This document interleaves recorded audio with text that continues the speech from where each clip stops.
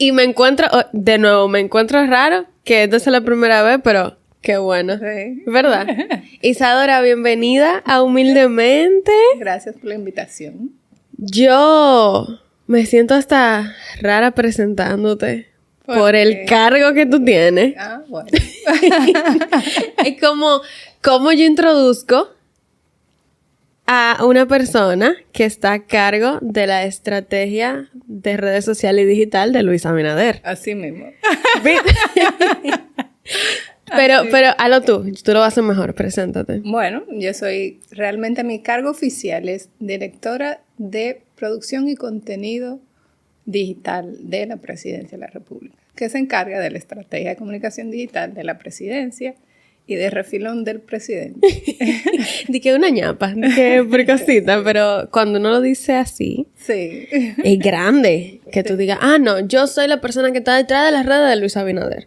Eso no es cualquiera. Bueno, yo y un equipo de gente muy valiosa. Eso es correcto, que vamos a llegar ahí. Pero antes de llegar a tu equipo y a tu agencia, cuéntame, porque tu historia a mí me parece súper interesante, porque mira por qué yo dije, Isadora tiene que venir para acá. A ver. Porque uno piensa en estrategas políticos, piensa en la política en general. Y más allá del papel que tú desempeñas dentro del renglón de la comunicación, ¿verdad? Uh-huh. A mí me parece, y esto lo digo complementario totalmente, tu forma, tu personalidad, tu manera de comportarte es tan contraria a la percepción que uno tiene de un político, Uh-huh. en el sentido en que tú eres como tan dulce y amable y todo, y como flores, arcoíris. Y después uno habla contigo o se da cuenta de qué tú haces y uno dice, cónchale, espérate. Y quisiera que me hable un poquito de eso, de precisamente el hecho de que uno piensa en estereotipos de personas que trabajan dentro de la política y tú, en el mejor de los sentidos, no respondes a ese estereotipo. Uh-huh, uh-huh. Entonces, ¿cómo tú entras en este mundo? Bueno, para mí entrar en este mundo fue prácticamente inevitable. Yo peleé durante un tiempo con esa atracción a la política, porque alguna gente diría, ella lo heredó.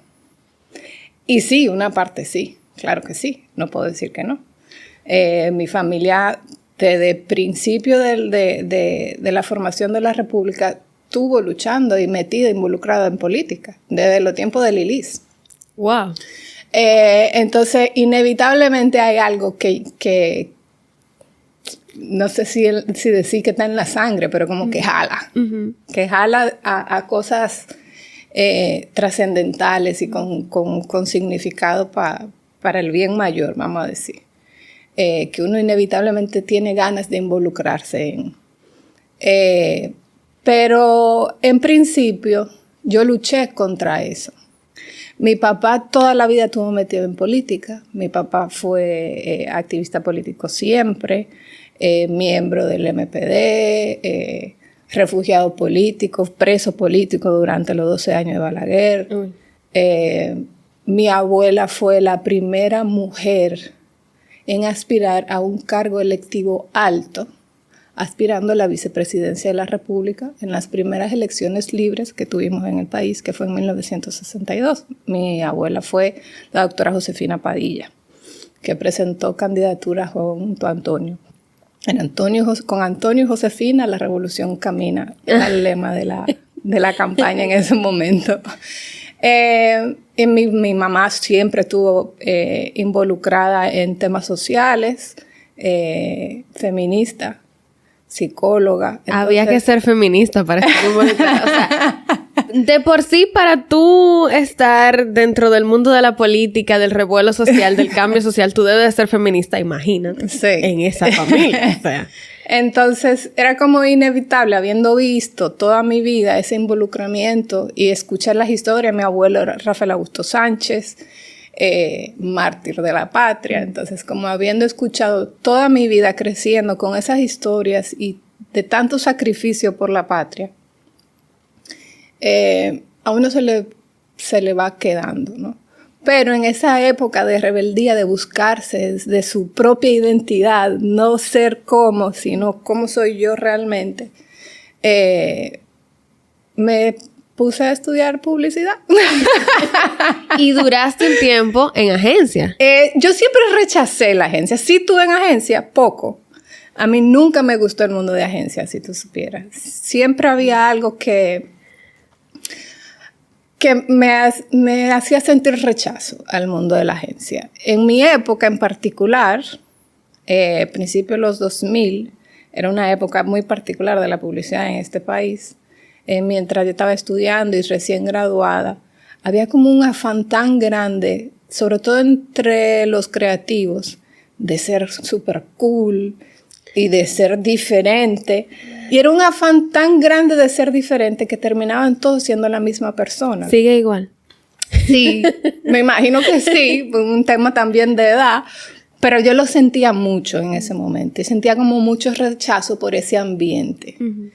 Y aunque sí me gustaba la parte creativa, diseño, yo fui diseñadora, sentía rechazo por ese mundo, terminé haciendo cosas en agencia, haciendo trabajo freelance, fui directora de arte de una agencia pequeña en un momento, pero finalmente no era lo mío. Inevitablemente terminé involucrándome en campañas políticas por la relación que tengo con mi papá muy cercana. Uh-huh.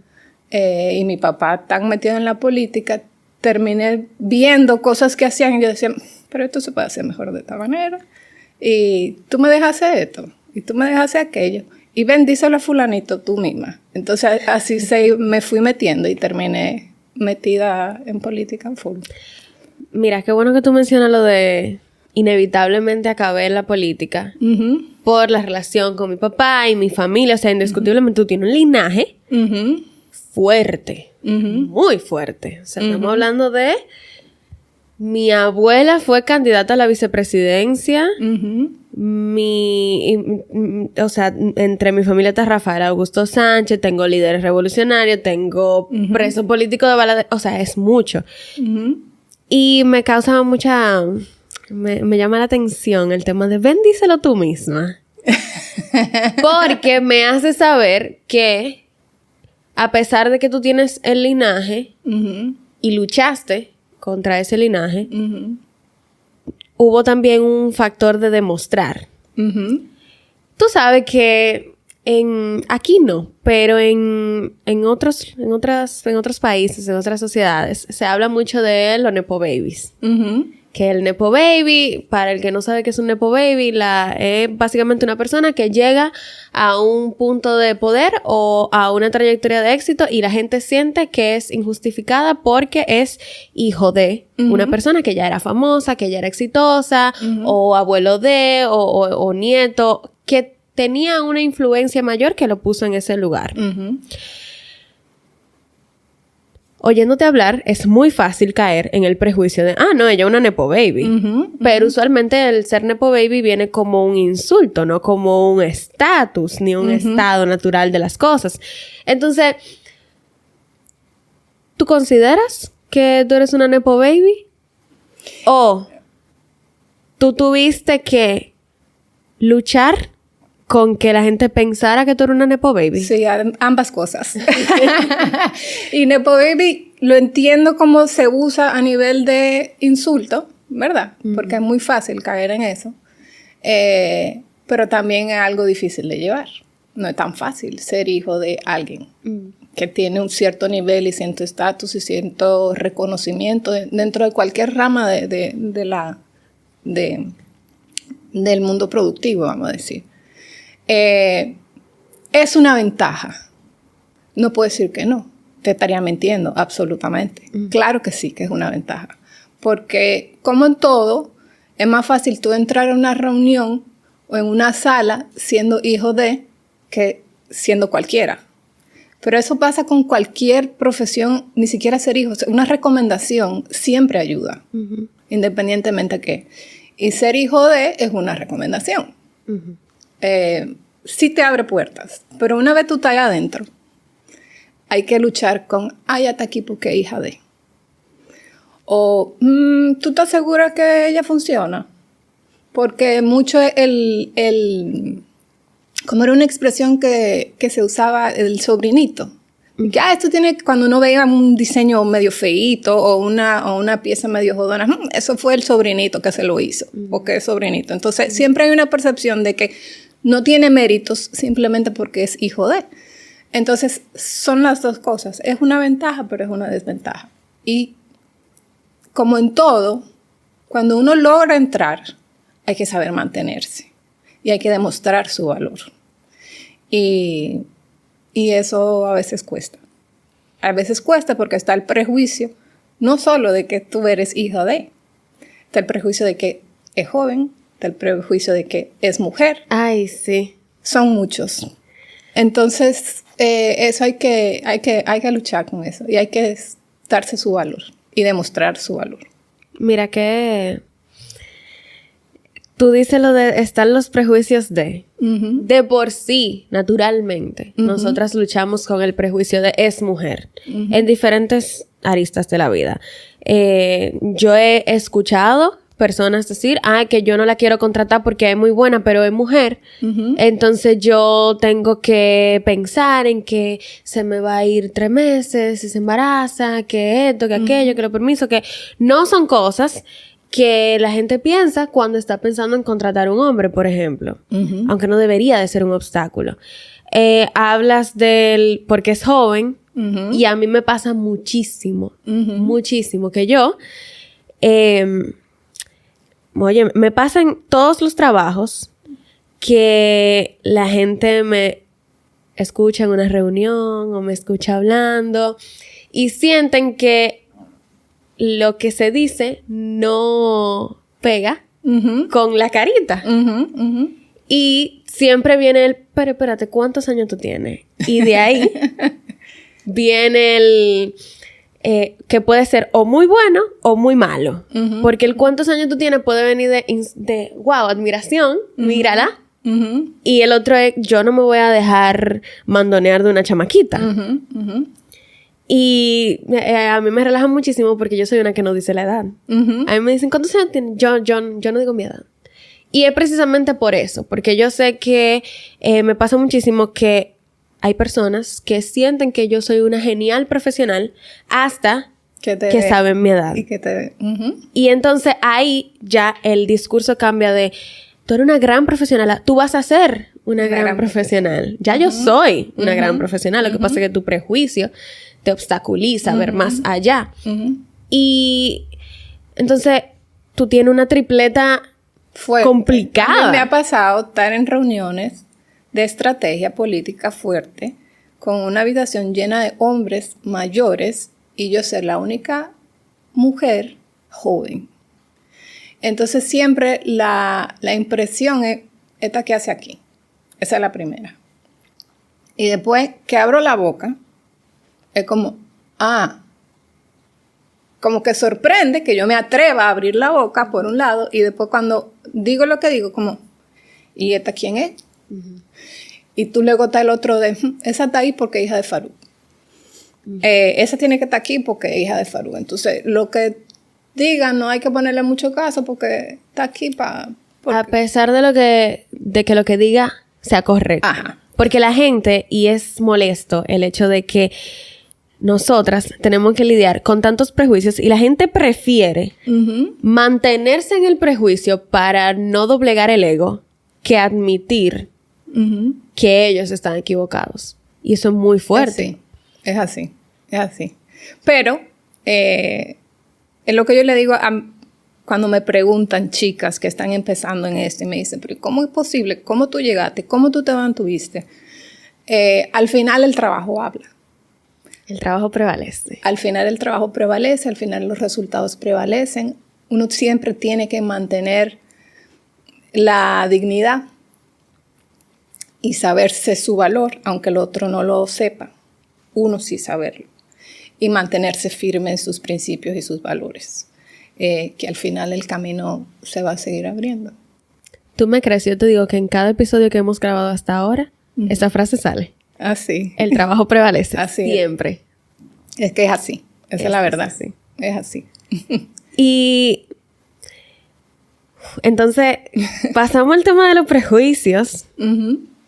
Y yo siempre digo que en el negocio que yo estoy, de la comunicación en general, trabajar con prejuicios es inevitable porque trabajas con el ego de las personas. Tú estás en un mundo que es... El ego es. El ego es. Sí. ¿Cómo tú lideras? Porque tú eres líder. Ujú. ¿Cómo tú lideras desde el ser mujer, ser joven, venir de donde vienes y aparte estar en la política, que no es un cachú? No, qué sé yo, no sé qué decirte. Trabajar mucho. Eso mismo que te dije ahorita, saber mi valor, saber lo que yo aporto y estar muy segura de lo que yo aporto. Porque en el momento en que tú entras a una sala y es inevitable uno a veces sentirse inseguro, pero uno tiene que hacer ese esfuerzo de decir, pero ven acá, yo soy una profesional, yo tengo años de experiencia demostrada con resultados. ¿Por qué yo voy a dudar de mi opinión? ¿Por qué yo voy a dudar de por qué yo estoy aquí? Una vez uno se reafirma eso, hasta la energía que uno emana cambia. Y esa energía hace que el otro te vea diferente. Obviamente eso tiene que estar vaqueado. Claro. Eso no es que yo me voy a poner aquí a decir que yo soy y realmente no soy. Tú tienes que ser realmente lo que tú estás proyectando. Y con esos egos tan fuertes que hay en ese mundo, uno tiene que ser más fuerte todavía. Uno tiene que ser muchísimo más fuerte que esos egos. Y saber de dónde vienen esos egos. Muchas veces ese ego es pura inseguridad. Totalmente. Entonces, cuando uno lo ve así, ya eso es, ok, está bien. Eso no me va a callar la boca. Porque mi trabajo prevalece. Uh-huh. Y hablando de eso, me acordé de una vez Meghan Markle tuvo un podcast que se llamaba Archetypes. Y ella invitó a Mindy Kaling. Y ella le preguntaba cómo tú te sientes alrededor de el síndrome del impostor. Porque, para los que no saben quién es Mindy Kaling, The Office, Jane the Virgin, sí, escritora, y ella pertenecía a dos minorías, a la minoría de ser mujer y la minoría de ser una mujer de color en los Estados Unidos, porque ella es de origen hindú. Y él le decía, ¿tú no sientes que eso, el síndrome del impostor viene contigo por los prejuicios que la gente puede tener? Y Mindy Kaling le decía, es que yo, ese puesto yo me lo gané a pulso. O sea, yo me lo gané porque yo soy inteligente, porque yo he hecho el trabajo. La que escribe la serie soy yo, la que escribe los guiones soy yo. Porque yo tendría que sentir que yo soy una impostora cuando yo tengo todas las evidencias para decir que si hay alguien que se tiene que sentir impostora es otra gente, pero no soy yo. Es así. Es así. Entonces, siento que es como lo mismo. O sea, sí. La gente puede decir lo que sea y al final, sin importar el prejuicio que el otro tenga, eso habla de esa persona. Pero mis evidencias son que, independientemente de que tú me quieras juzgar por ser mujer, por ser venida de una familia de apellido, por ser joven, tu percepción del mundo es la percepción que tú tienes desde las limitantes que tu ego tiene, desde la inseguridad. Pero al final, todas las evidencias dicen que yo valgo lo que yo sé que yo valgo. Así es. Y eso me parece como súper lindo. Y me hace pensar en posicionándonos en el factor mujer, ¿verdad? La famosa cuota femenina que cada 4 años sale en los periódicos y en la conversación, y estamos acostumbradas a verlo en el factor político desde lo que pasa es que hay pocas mujeres diputadas, hay pocas mujeres senadoras, hay pocas mujeres... Se habla mucho del factor elijo mi compañera de boleta y la cuota. Yo tengo mis opiniones en torno a la cuota. Yo también. Porque a veces yo siento que si bien la cuota y cuando empezó fue importante para abrir el espacio hacia la mujer cuando no era ni pensado eso.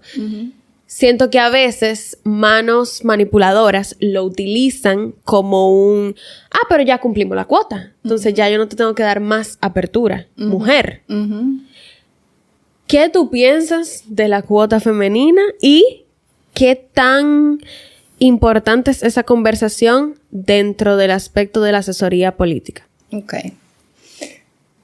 Hablando de la cuota política en el país de la ley electoral, vamos a hablar.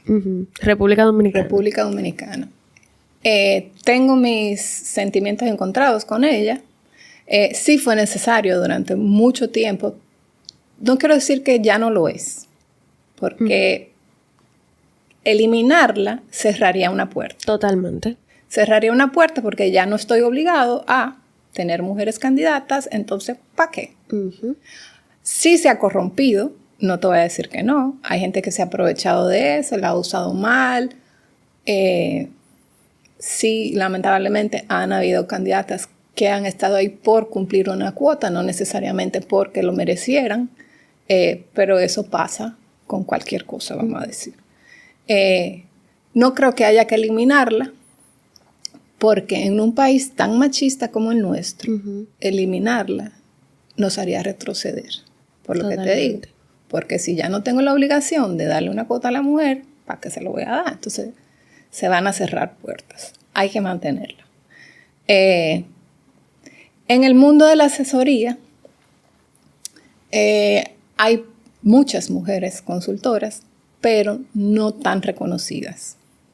Porque sigue siendo un mundo donde quienes mandan y quienes entran a las reuniones y en las habitaciones donde se toman decisiones siguen siendo en su mayoría hombres. Deberíamos ser más, pero yo creo que vamos de camino. ¿Y qué tú crees que falta para ese más? ¿Por qué tú crees que sigue siendo... ¿por qué tú crees que sigue siendo una mayoría de hombres? Si hay la capacidad, hay el volumen. Sí, pero es un tema cultural. Lo mismo que hace que no hayan tantas mujeres en puestos importantes a nivel empresarial, vamos a decir. El mismo, porque es el mismo tipo de pensar. Es el mismo tipo de gente que toma decisiones, que son en su mayoría hombres. No vamos a entrar en tema de raza porque nos iríamos a una conversación más larga, pero sí tiene que ver. Y recién hace de unas décadas para acá es que se ha empezado a abrir la puerta para que las mujeres digan, hey, yo estoy aquí. Y de nuevo ahí está el trabajo y los resultados. Y entonces hay una necesidad de dejar entrar mujeres. Porque hay más mujeres candidatas, hay otro punto de vista que aportan las mujeres que no aportan los hombres. Hay una cuota de votantes en muchos de nuestros países, en su mayoría son mujeres. Necesitamos el punto de vista de los asesores políticos mujeres para poder hablarle a las mujeres. Según nuestro último censo, por poquito, pero la mujer es mayoría. Sí. En muchos de nuestros países las mujeres son mayoría. No solo aquí. Cuando digo nuestros países hablo de la región, ¿no? En el mundo en general las mujeres son mayoría. Entonces, si queremos hablarle a las mujeres votantes, necesitamos el punto de vista de las mujeres. Entonces, inevitablemente, la mujer tiene que tener un papel en la consultoría política. Yo pienso que los hombres en poder se han ido dando cuenta del valor que tiene una mujer asesora, entonces se han ido abriendo puertas. Todavía falta mucho, pero vamos de camino. ¿Cuál tú crees que ha sido el momento más difícil para ti como mujer en el papel que tú desempeñas o en la trayectoria que tú has decidido seguir? El más difícil fue cuando me tocó dirigir la campaña primaria interna del partido de Hipólito Mejía. Yo fui la directora de la parte de la campaña digital de Hipólito Mejía en las primarias del 2019, justo antes de pandemia.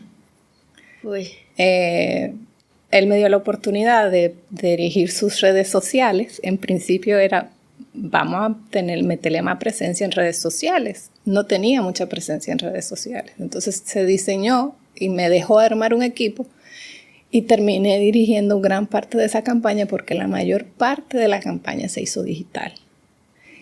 Sin quererlo, sin que ese fuera el propósito.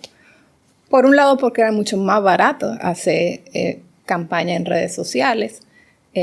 Por otro lado porque resulta que hubo un momento en que nos estábamos trancando, que no se podía salir a la calle. Ay, sí, es verdad. Entonces de repente las redes sociales empezaron a coger otra importancia. Al principio, cuando todavía no estaba el temor de la pandemia, pero sí de repente esa parte digital estaba agarrando más relevancia en esas primarias y que de repente las piezas que se hacían pensando para digital tenían una importancia mayor de lo que el que estaba acostumbrado a hacer campaña sospechó en un principio.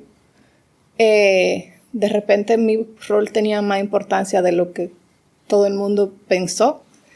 Y decía, ¿y esta por qué tiene tanto poder de decisión en algo tan importante?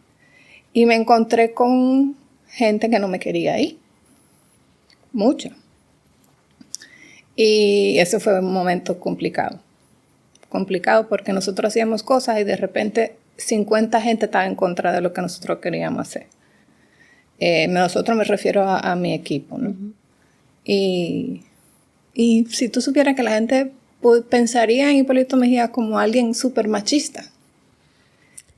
Yo no, es que yo lo veo como tan moda De abuela, repente él fue de mis más grandes defensores. Y yo decía, ella sabe lo que está haciendo.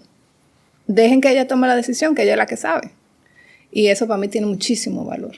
Muchísimo. Siendo mujer jovencita. Y bueno, ni tan jovencita, pero en ese ambiente sí. Bueno, esa es otra conversación. Y eso fue un momento retador. ¿Pensaste en algún momento, sacando el apoyo del presidente Hipólito Mejía, ¿pensaste en algún momento renunciar? No. ¿Por qué?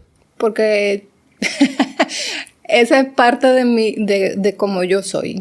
Para yo rendirme es difícil. Yo dejo algo cuando yo entiendo que ya no hay nada más que hacer.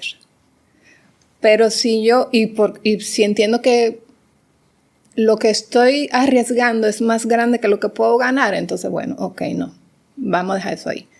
Pero si yo todavía tengo mucho que aportar y yo entiendo que puedo hacer una diferencia, ¿por qué voy a renunciar? No. Y aparte del apoyo que recibiste y de tu actitud frente a eso, hablando de esa actitud, entonces, ¿cómo tú lidiabas con esa gente que me imagino? Porque si en el mundo normal tú tienes que lidiar con una persona que levanta pasiones, porque las personas que están dentro de un spotlight a pulso levantan pasiones. Es una persona muy, o tú la amas o tú la odias. Y tú lidiando con esa situación de qué hace ella aquí y por qué ella tiene tanto poder de decisión. Me imagino que tuviste que lidiar con las personas que te lo decían de frente y los que no te lo decían de frente, pero trabajaban de espalda. ¿Cómo tú lidiaste con esa situación? Lo que lo dicen de espalda no me importa. Porque si lo están diciendo de espalda es por cobardía. Yo no tengo por qué estar pensando en eso. Eso no me afecta. Lo que me lo decían de frente es fácil. Es tu trabajo, de nuevo. Ok, eso es lo que tú piensas. Mira mi trabajo aquí. Hubo momentos en los que yo la verdad que fui privilegiada. En el sentido de que como uno de mis más grandes defensores era el candidato, pues eso es una ventaja, ¿no? Entonces yo sabía que el único que me podía decir, no, eso no va así, era él. Entonces en el momento en que yo encontraba limitantes, yo iba directo a él. El que me tiene que decir que no es él, no tú. Entonces ahí yo iba directo y sobrepasaba eso. Eso no siempre es así. Eso no siempre pasa en todos los trabajos. Por eso digo que en esa circunstancia, aunque fue difícil, también fui privilegiada. Pero siempre saber a quién tú respondes y finalmente quién es que tiene que decidir sobre lo que tú estás haciendo. obviamente, por más que tú creas en algo, si la persona que tiene que tomar la decisión final no está de acuerdo, pues no hay nada que hacer. No hay nada que hacer. Pero mientras tú creas en algo y lo sepas defender, defiéndelo. Hasta que logre convencer. Y si no lograste convencer, bueno, pasamos a otro. Hablando de pasar a otra, de papá pasas a tío. Ajá. Ajá. Porque entonces te sumas al equipo de Luis Abinader. Y anécdota, Isadora y yo fuimos a un viaje juntas en donde Isadora ganó varios premios por el trabajo con Luis Abinader. ¿Cómo ha sido trabajar ahora para el presidente de la República y cómo ha sido liderar ese equipo? Porque sé que te han tocado, primero te tocó desde el principio, porque tú estás del primer mandato, y te han tocado hechos históricos importantes. A Abinader le han tocado hechos históricos importantes y a ti te ha tocado ser la cara detrás del social media de ese presidente lidiando con estos hechos históricos importantes. Entonces, ¿cómo ha sido eso para ti? No es fácil porque en comunicación de gobierno cualquier cosa es una crisis. Sí. Entonces uno vive en constante estado de alerta, vamos a decir. Pero tampoco es tan difícil como la gente pudiera pensar. El trabajo difícil lo tiene él, que tiene que gobernar este país, que no es fácil. Nosotros en el equipo lo que tenemos es que tratar de llevar a la gente la comunicación lo más claramente posible de lo que él está tratando de hacer. Entonces, en realidad, el trabajo difícil lo hace él. Nosotros estamos traduciendo esas acciones del gobierno en un lenguaje que la gente lo comprenda y entienda. Y es como, en comunicación de gobierno es como una rendición de cuentas constante. Que la gente entienda todo lo que está ocurriendo, en qué se está invirtiendo su dinero, porque es el dinero del pueblo, y qué es lo que está haciendo, como una rendición de cuentas. Entonces nosotros tenemos que llevarle eso. ¿Cómo llegué yo ahí? Bueno, yo trabajé, de nuevo mi trabajo habló, porque yo estaba trabajando con su opositor interno, en las internas del partido, pero al final es el mismo partido. Y la relación que hay es muy buena en realidad. Una vez terminaron la primaria, ganó Luis Abinader como candidato del partido, pues los equipos se integran y pues yo me integré en ese momento de integración y se decidió que esa posición que yo estoy desempeñando ahora fuera yo. Y nada, y ahí estoy. ¿Y cómo se sintió para ti? Porque, empieza la oposición. Yo quisiera acordarme... Ay, perdón. Hay gente que yo voy a molestar con esto, pero... Tú ganas Estratega Digital del Año en los REIT. Estratega Digital Gubernamental del Año. Estratega Digital Gubernamental del Año. Ajá. De nuevo, eso es el ejemplo de que el trabajo prevalece. Y yo me acuerdo perfectamente cuando estábamos en la mesa y empiezan a decir lo nominado, que si yo qué, entra la categoría, y yo empiezo a decir, no, eso es Isadora. Y había una diferencia tan palpable entre otras mesas parándose a recibir el premio. No. Ay, excúsenme, no importa. Me dicen a mí cualquier cosa. Pero cuando tú te paraste fue como que... ¡Ay! Como que tú sentías una vibra diferente. Una vibra más... Y no era porque yo estaba en esa mesa. Lo estoy diciendo de verdad. O sea, era como... Más... Se sentía más en pro del grupo. Más... Yo siento que tú hasta como que ni te creías que tú ibas a subir. Ya, yo no sabía. La verdad, yo no me imaginé que yo me iba a ganar ese premio. Porque ese premio es un premio que se lo ganan... estrategas que tienen mucho más tiempo que yo en esto, que trabajan con gobiernos mucho más grandes que este, y yo como que en ese mundillo de la asesoría mayor, vamos a decir, yo soy más o menos nueva. Bueno, sí, comparada a otros candidatos para ese premio. Pero esa onda que tú sentiste es porque hay una relación con el equipo. Uh-huh. Hay una relación de que esto no lo hice yo sola. Yo llegué aquí porque es que uno no llega solo a ningún lado. Y el creerse que uno llegó solo es una actitud de egos enfermos.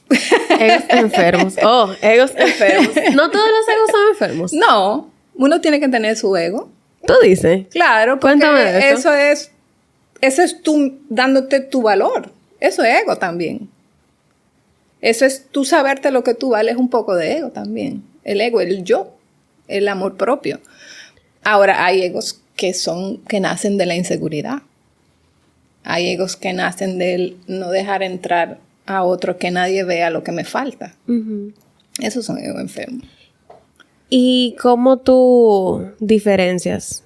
Porque, por ejemplo, lo que tú le llamas un ego saludable, uh-huh, yo le pudiera llamar simplemente una autoestima trabajada, por ejemplo. Uh-huh. Pero entonces, ¿cómo tú diferencias? Y en política tienen que haber 1200 ejemplos. Uh-huh. Una autoestima trabajada o un ego saludable, como tú lo dices, a un ego enfermo. Por la forma en que trata a los demás. Tú te das cuenta de una vez. Porque cuando hay un desdén hacia los demás y eso no sirve, o ese no. O yo soy. O yo soy, el muy yo. Y el no, o ella no, o eso, ahí hay una enfermedad. Hay algo que tratarse. Sí. Y, de nuevo, o sea, lo que pasa, mira, que tú lo dices así y yo le puedo poner nombre. O sea, cuando nosotros estábamos allá, yo veía en las mesas el spotlight muy forzosamente, en muchas ocasiones, no en todas, giraba en torno a una persona. O sea, tú veías que esa mesa brillaba, pero brillaba con un reflector específico. Uh-huh. Contigo, con el equipo completo, se veía una camaradería. Uh-huh. Como todo el mundo se alegró, todo el mundo se paró. Uh-huh. El tema de, vamos a tener una foto y nos la vamos a tirar todos juntos. Entonces, tú no has tenido que liderar desde el yo tengo un ego dolido aquí, pero yo no puedo sacar este ego dolido. Porque también la política es mucha diplomacia de yo no quiero trabajar, quizás, no sé, no estoy diciendo que ese sea tu caso, pero yo no quiero trabajar contigo, pero no puedo sacarte del equipo. Uh-huh. Entonces tengo que aprender a lidiar con ese ego dolido tuyo. Eso pasa en todo. Tú tienes que aprender a lidiar con absolutamente todo tipo de gente. Y aunque esa persona tenga ese ego, tú lo ves como tal, como lo que es, como una herida, como una inseguridad o lo que sea, pero igual tú tienes que lidiar con ese ser humano. Y yo siempre creo que a todo el mundo hay que tratarlo igual. Todo el mundo tiene valor, aún esos egos dolidos. Aún de esos egos dolidos uno aprende. Uh-huh. Y eso es valioso. Y todos los integrantes del equipo tienen valor. Y de todos yo aprendo. Y tú saber el valor de los demás también te alimenta a ti. Y yo creo que esa es un poco la dinámica que hay en los equipos con los que yo trabajo. Es ese valorizar lo que todo el mundo aporta y tratar con todo el mundo. Yo creo que me llevo bien con todo el mundo. Yo espero. Yo quisiera pensar que me llevo bien con todo el mundo. Por eso, porque le veo el valor a todo el mundo. Aunque sepa que hay actitudes y formas que vienen de un sitio a lo mejor no tan bonito, pero a todo el mundo hay que verle el valor. De todo el mundo uno aprende. Eso de ver el valor, yo siempre he dicho que las cosas se toman de quien vengan, primero. Uh-huh. Pero independientemente de quién vengan las cosas, siempre hay algo que todo el mundo te puede enseñar. Uh-huh. a nosotros, o sea, en mi trabajo toca lidiar con gente que tú dices cómo tú estás ahí, cómo, por qué actúas de la manera en que actúas. Son conversaciones que tenemos muy a menudo. Y siento que no es algo que se circunscribe necesariamente al renglón de la comunicación en general. En todos los ámbitos de la vida tú vas a tener esa conversación. Pero algo que yo digo mucho es, mira, lo importante es que tenemos que aprender de esta persona tal cosa. Y puede ser algo, o sea, podemos estar acabando con una gente porque la más santa no. Por una persona que quizá tenemos un tema, una confrontación, lo que sea, yo digo, hay que aprender su capacidad de tal cosa. Porque yo creo que lo que verdaderamente distingue a una persona cuyo éxito es genuino y es duradero en el tiempo es su capacidad de ver más allá de sí mismo. Es así. Y es mucho de lo que tú estás diciendo. O sea, ver el valor de los demás no significa que tú tienes que ser considerada una buena persona para yo ver el valor que tú me puedes dar. Porque incluso en tus flaquencias, espero que esa palabra se diga así, dentro de tus debilidades hay valor. Sí. Lo importante es yo poder distinguirlo. Y remontándonos de nuevo a este tema de los reels, yo no quería dejar de decir. Yo me estoy midiendo de una forma, no me estoy midiendo, pero estoy como pensando muy bien las palabras. Porque dentro de esa misma gala hubo un video que se me quedó grabado, que era como, eso parecía un lamento de las horas incansables, dejar de ver los cumpleaños de mi familia y estar enfermo y yo, ayuda. O sea, y ese sufrir. Sí. ¿Por qué? Y yo no digo que no sea así, pero incluso es algo que yo le corro mucho a ser catalogada como Gen Z, porque tienen connotaciones negativas en muchos sentidos, pero en el factor de yo no vivo para trabajar, yo sí estoy muy de acuerdo, en el sentido de que yo necesito mi balance, yo necesito respetar mis horarios, porque, por ejemplo, que yo me desgaste no habla de mi productividad, al contrario, o sea, podemos quedarnos un día fuera de hora, pero si yo me quedo todos los días fuera de mi hora, entonces hay un problema con la manera en que yo estoy distribuyendo mi tiempo, en mi trabajo, mis prioridades. Entonces, vi eso en el mundo de la asesoría política y lo vi de refilón, fuera de ese mundo. Y te pregunto, o sea, ¿es cierto? ¿Qué tan cierto? Porque tú eres asesora estratégica gubernamental de comunicaciones, pero eres madre, pero eres amiga, eres esposa, tienes hobbies. Isadora teje un muñequito. Por necesidad casi. Y cuando yo me enteré de eso, yo dije, esto no combina para nada. O sea, combina con la personalidad, pero cuando tú ves todo lo que ella hace, tú dices, y ella teje los fines de semana. Es en serio. ¿Cómo tú haces para poder tener una vida después de el trabajo? O mientras el trabajo. Mientras el trabajo, debo decir que una ventaja es tener el esposo que yo tengo. Saludos a Rubén. Saludos a Rubén. Tengo que decirlo porque, además de que, por ejemplo, en esa campaña de Hipólito Mejía, sin él, yo no lo hubiera logrado.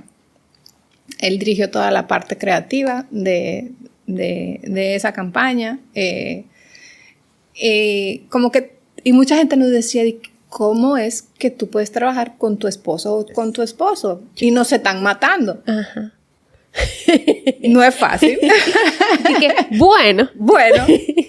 Pero la verdad es que tenerlo como, además de compañero de vida, de compañero de trabajo, fue una ventaja, porque entendíamos lo que significaba el trabajo, porque a veces tú tienes una pareja que no entiende lo que tú haces, entonces no entiende por qué tantas horas fuera, no entiende por qué a las 11 de la noche tú estás respondiendo un WhatsApp si esta hora es tu hora de tú estar en tu casa. Uh-huh.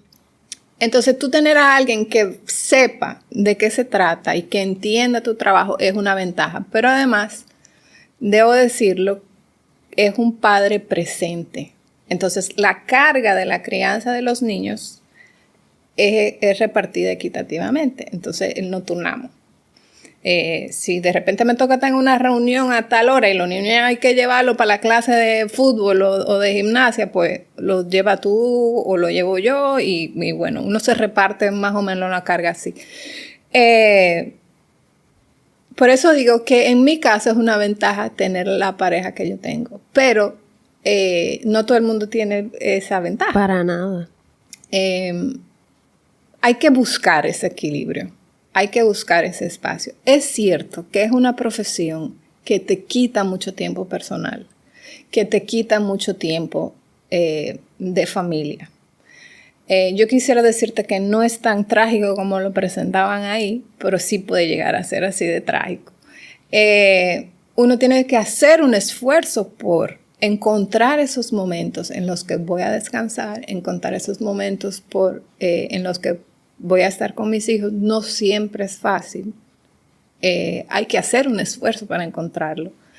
Pero a eso es que uno se atiene cuando entra en esta profesión. Por eso es tan importante los equipos, porque te apoyan. Uno no puede hacerlo todo.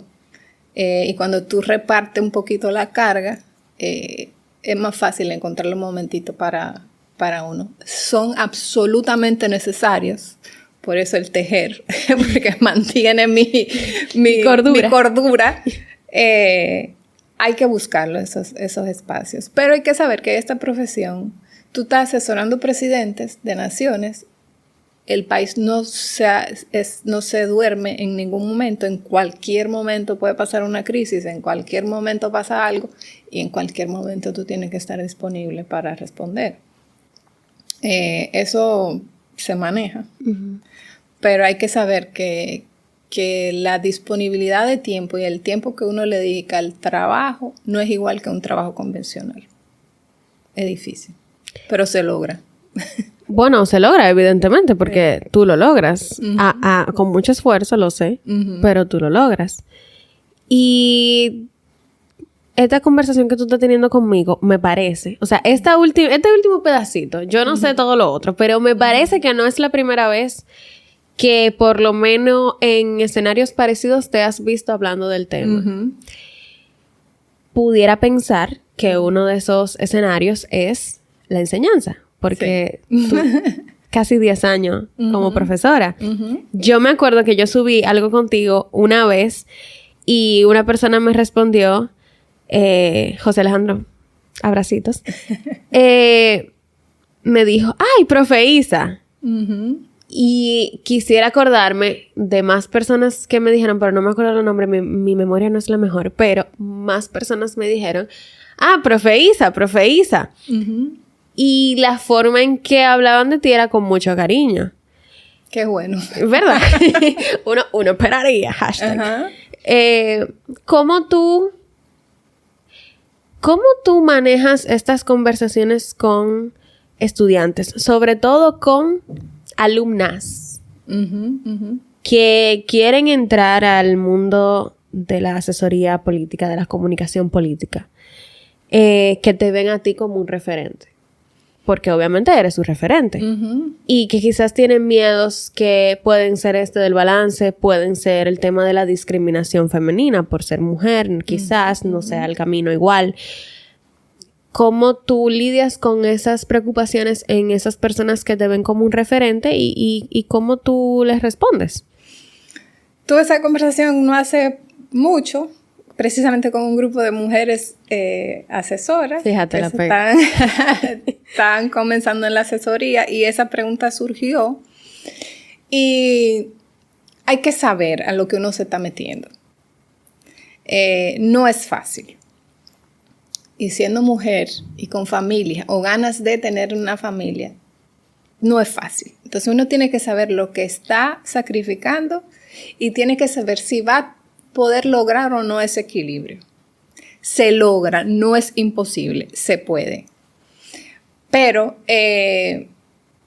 sí hay discriminación, sí hay prejuicios, uno tiene que llegar preparada para esa discriminación, preparada para esos prejuicios, y de la única forma en la que tú te puedes preparar es, de nuevo, sabiendo cuál es tu valor.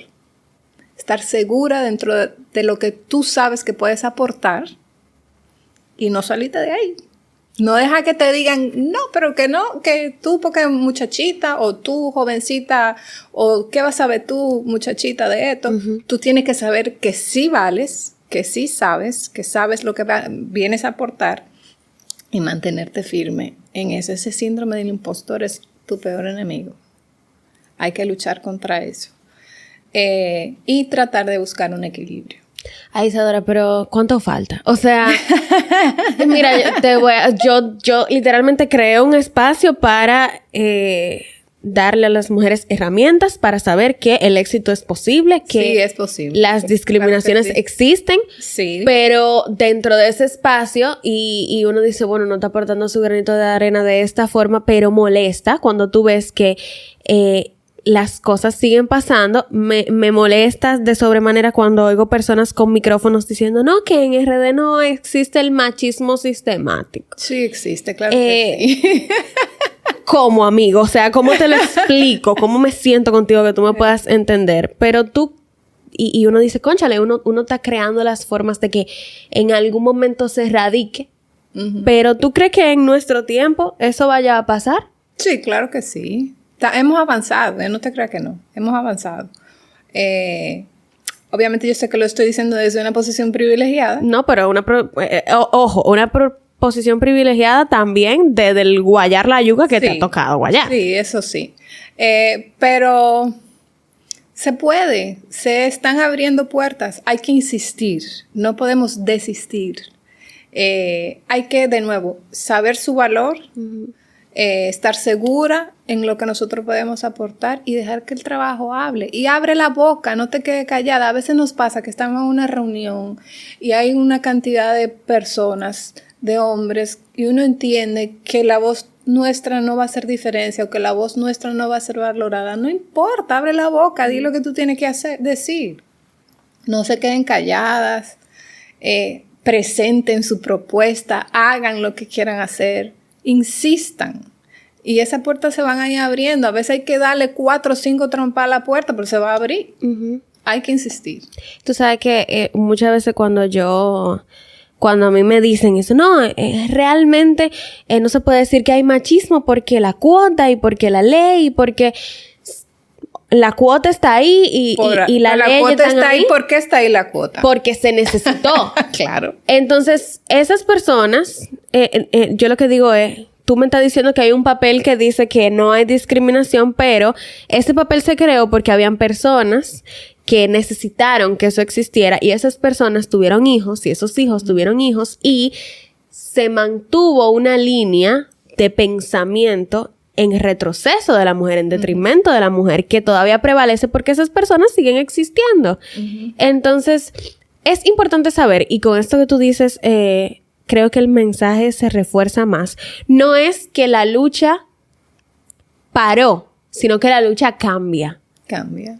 Y es... Continúa, hay que seguir. Y es constante. Y como tú dices, hay que insistir. Uh-huh. Y hay muchas cosas que me llevo de... Yo no estoy viendo el reloj. ¿Cómo vamos? ¿Estamos bien? Espérate, no me importa, me voy a poner la lente. Ok, mira. Yo tengo un reloj para saber cuándo hay que cerrar. Increíble.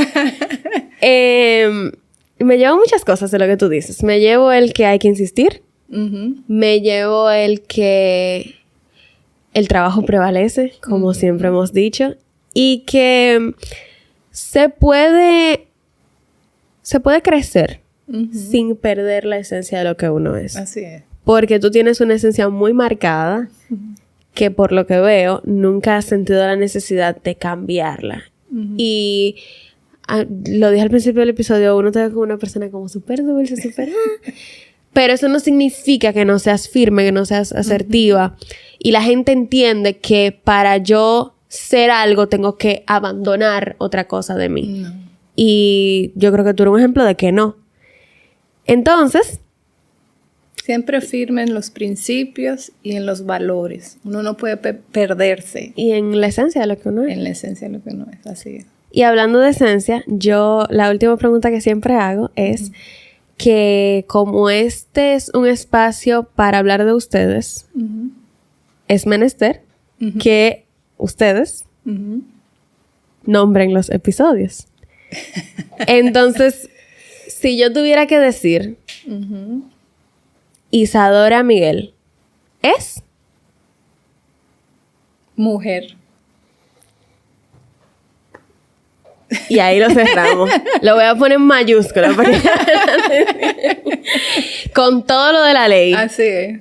Me encanta. Isadora, gracias por venir. De verdad que me encantó. Me siento como energética hablando contigo. Me siento como que tengo que ir a armar un movimiento. Y siento que esto vale la pena. Realmente vale la pena. Qué bueno, me alegra mucho. Gracias a ti por venir. Gracias por invitarme. Y nos vemos.